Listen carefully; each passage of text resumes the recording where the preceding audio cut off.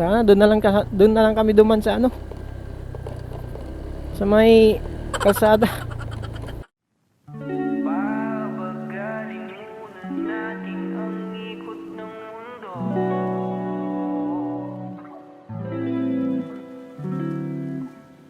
Pahintuin mga kamay ng oras sa relo.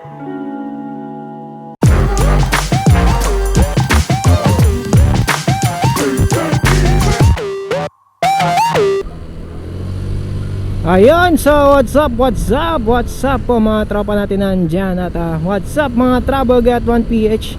At welcome po ulit sa ating panibagong travel videos. At yun, so pagas muna tayo. So sa part po tayo ngayon ng Bulinaw, Pangasinan. Yung may salpak kong SD card, yung galing Shopee. Yung mura, napamura tuloy ako. Kasi kanina Balimpalis yung pinuntahan namin. Yun nga, di ko alam kung mariretrieve pa yung mga videos na andun sa SD card.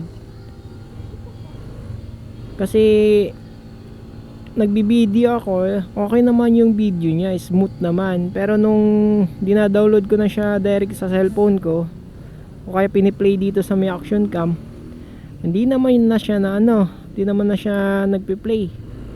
Parang nakurap. Kaya yun, nagpanibagong ulit na naman tayo. So hinanap po yung isang SD card dito sa may motor, 64 gig. Yung sinalpa ko kasi dito 128 gig, yung galing sa Shopee.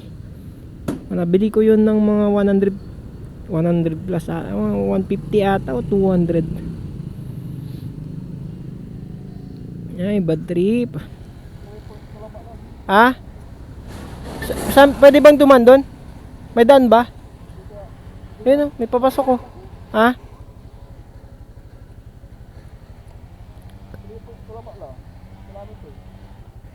Diyan lang.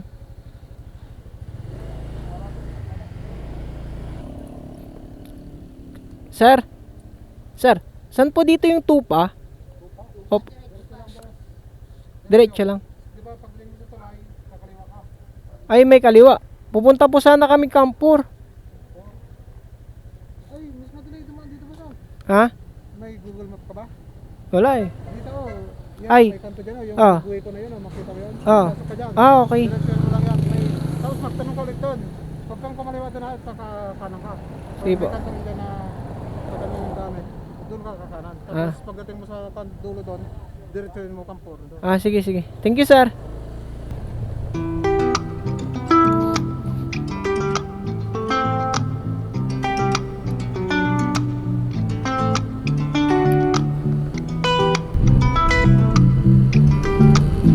Diretso lang. Diretso.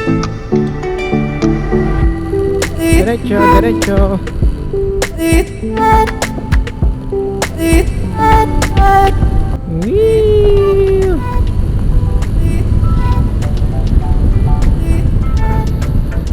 Ay, ako. Kampur, asaan ka na? Malayo ka pa ba? Kasi, yun. Ito na lang. Okay, so yun. Kampur.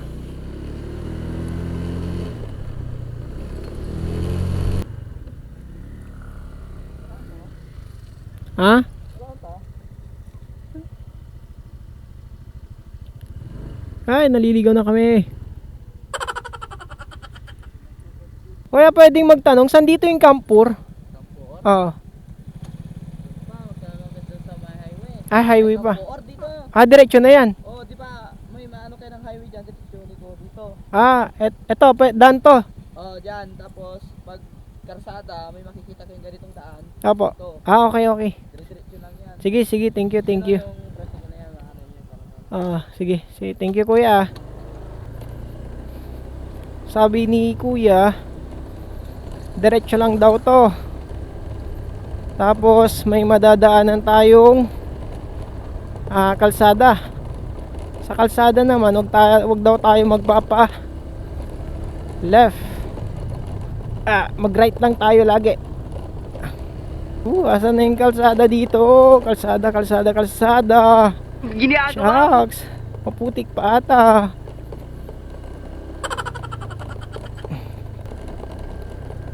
Yeah.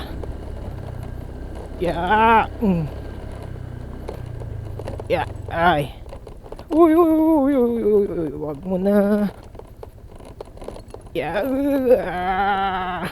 Uy. Ok.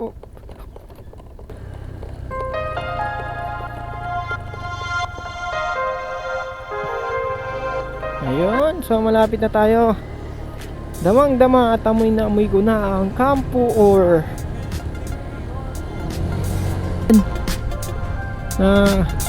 Lapit na tayo dito sa Campo Ore.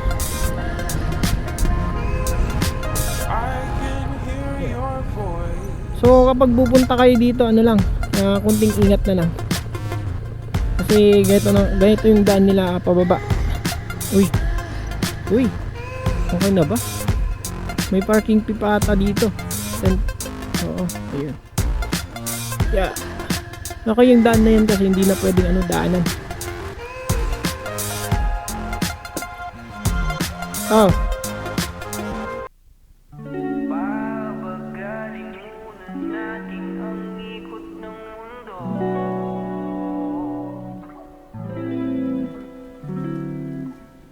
Pahintuin mga kamay ng oras sa relo.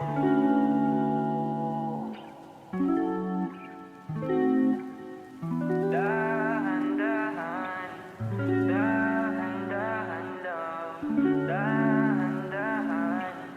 Dahan-dahan lang. Sobrang saya dahil nandito ka na. Kahit mamaya lang ay aalis ka na rin. Okay, so yun nga po guys ang Campo Ore. So napuntahan na po natin yan noon. Mga pa lang siya ata 4 or 5 months pa lang siya. Pero ngayon ang dami naman ng pinagbago. Dami ng renovation na ginawa sa kanya. Kaya yun, ang ganda na. So yun lamang po guys, at sana patuloy nyo pa rin akong suportahan sa YouTube channel, sa page ko. Okay, so pa-like and share na rin. Kung ikaw ay bago pa lang sa channel na to, pa-subscribe na rin, idol.